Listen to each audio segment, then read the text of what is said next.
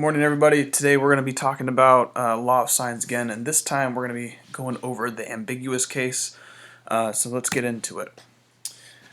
Back in geometry, maybe even algebra 2, some other cases, whenever we talked about triangles congruency, we talk about how there's a type of combinations between the three things that you can have between angles and sides that there's one that you're not allowed to use, and that's because of the ambiguous case.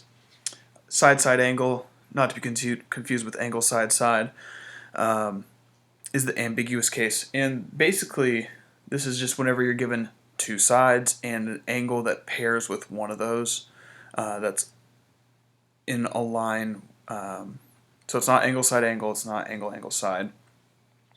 In right triangles, we call this the hypotenuse leg. That was the one time you're allowed to actually use it with congruency issues. And the reason for this is there's three different cases that could happen when you're given side-side angle. There's one triangle that works, that's the normal one. There's a chance that it doesn't work at all. I could give you some lengths to a triangle and some angles that don't match up and couldn't actually make a triangle, or the other side where there could be two triangles that actually work for this.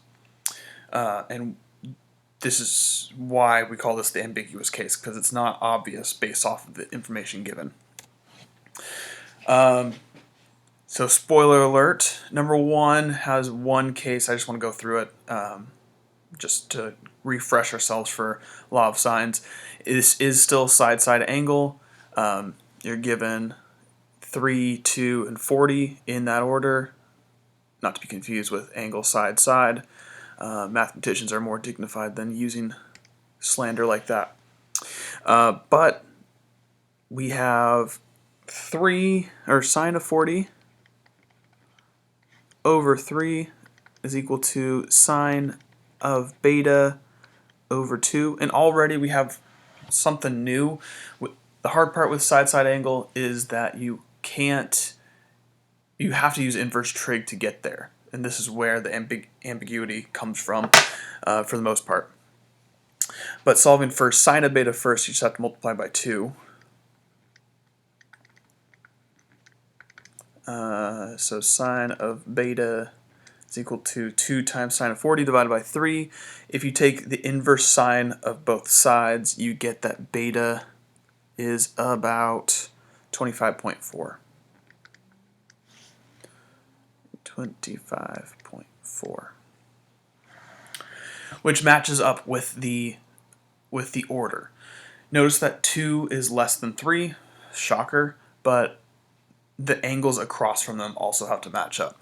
What causes a second triangle to be possible is if the same sine value is an obtuse angle. So if we did 180 minus 25.4, this would give us the other inverse sine of beta. And this is 154.6, something like that. If not, that's not super important. But 154.6 is bigger than 40, so that would mean that this side length would have to be bigger than 3, which it's not. So this can't happen. We only have one triangle possible, as I said earlier. But we still have to figure out the rest of it. And we can figure out the angle right now. It should be 180 minus 40 minus 25.4. It's technically about that, so let's change that. This is equal to 114.6.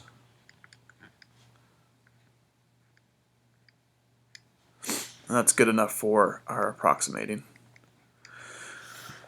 I try to keep everything in my calculator as I can, so don't approximate in your calculator. That way C doesn't get further and further from what it should be. But I'm going to write 114.6. Just know that I'm using the gross decimal coming from sine of beta. So sine of 114 0.6 over c is equal to sine of 40 over 3. I'm still using 40 and 3 just because those are nice, neat numbers that are going to treat us well, versus beta, which would be 25.4-ish. Nice and clean to do it this way. Solving for c, just like we did yesterday, multiply by c, multiply by 3, and divide by sine of 40. So c is equal to 3 sine 114.6 over sine of 40, and that is about 4.24. Okay, so you'd put everything in your triangle, but we have c, we have its angle, we have beta, and those are the three things we needed to find. Again, this is case number 1 where the obtuse angle doesn't work. We only have one triangle possible, which is the acute triangle, or the acute angle found. Next one, we have this triangle. This time we don't have our diagram made, so we have to make it. There should be only one possibility for this triangle, so make sure you're not coming up with a different one than mine. A is opposite to alpha. C needs to be opposite to chi. And then beta is opposite to B. We're given the pair of 50 and 1, so sine of 50 over 1 is equal to sine of alpha over 2. Need to multiply by 2, basically sine alpha is equal to 2 sine 50, which if you calculate that alone, we get that sine of alpha is about 1.53, which maybe you don't see it right away, but once you go to do inverse sine of alpha or inverse sine of 1.53, your calculator gets grumpy with you, and it's actually not possible to do this. Sine has a range of -1 to 1. This is outside of that range, so there's no solution to this, or no triangle possible. So this is case number 2, where there's 0 triangle possible.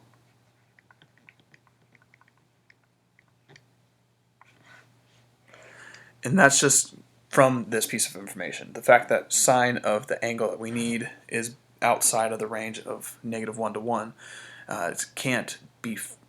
we can't find a triangle that fits this. So it's always nice when it's no triangle possible because it's super quick, but hey, whatever. Which leads us to the final boss.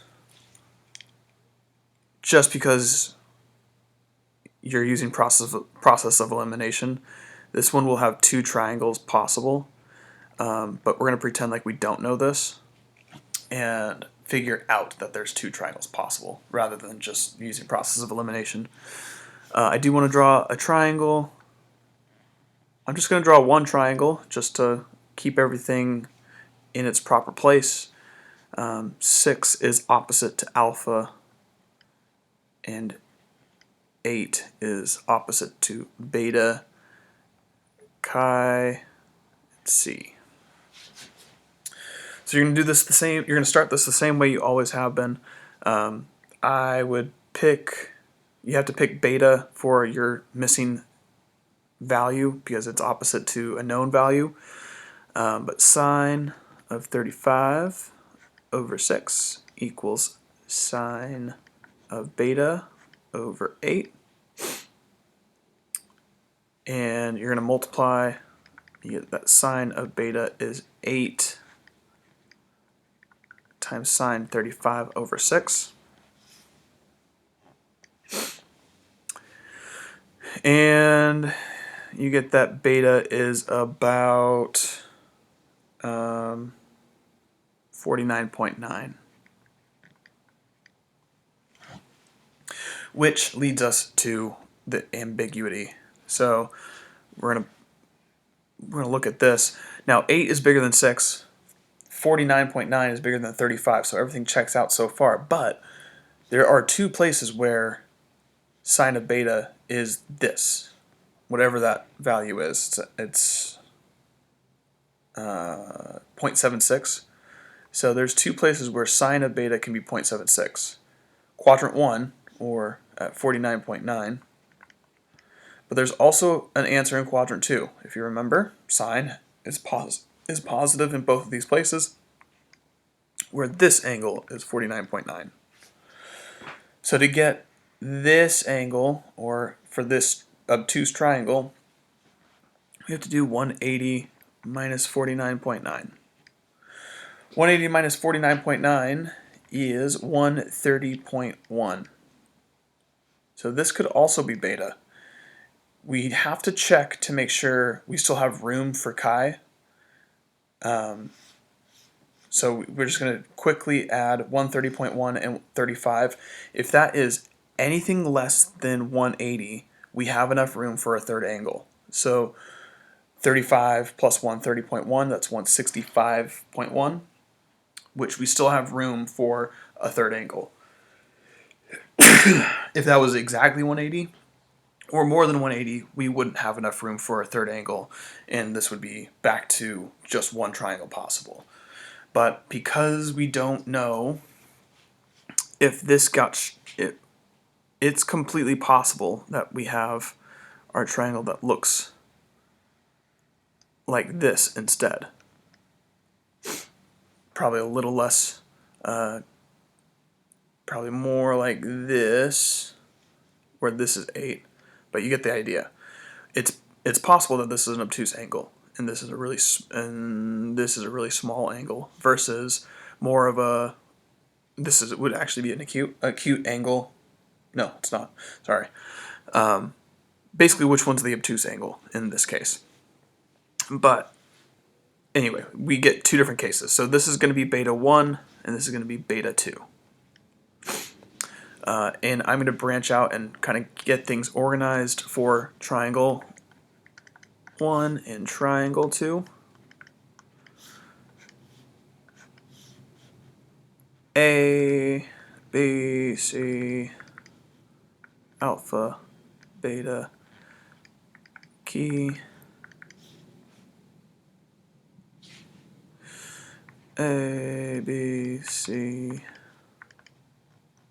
alpha, beta, key. We are given A and alpha. We are given B.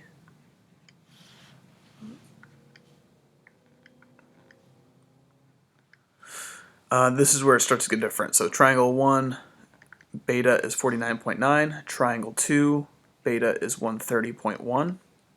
In both of these, we can figure out what key is by taking 180 and subtracting the other two angles. When you do this, you should get 95.1 for triangle 1, and you should get 14.9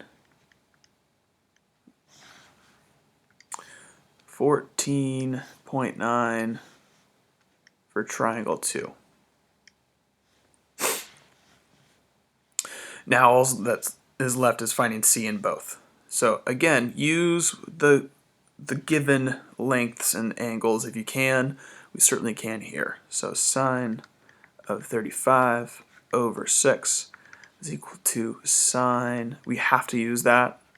I, again, use my calculator to store this, so I'm not just using 95.1, but it's easier to write this.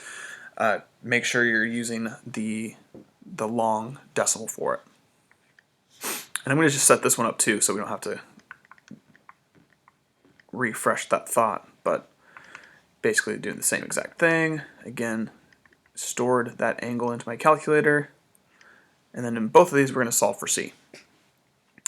Multiply by C, multiply by 6, divide by sine of 35. You get that C is 6 sine 95.1 over sine of 35.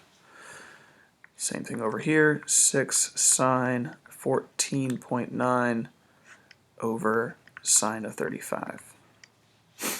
In this case, sine or C is about 10.42. 10.42, which makes sense. It's the obtuse angle should be the biggest side. The others were 6 and 8. Over here, C is about 2.69, which again makes sense. It's the smallest angle in this one. I'm gonna make sure that decimal is known. It's the smallest angle, should be the smallest side, opposite to. Okay, so the ambiguous case is the side-side angle given information, where you could have 0, 1, or 2 triangles possible. But that is all for this one. Make sure you're checking out on MyOpenMath.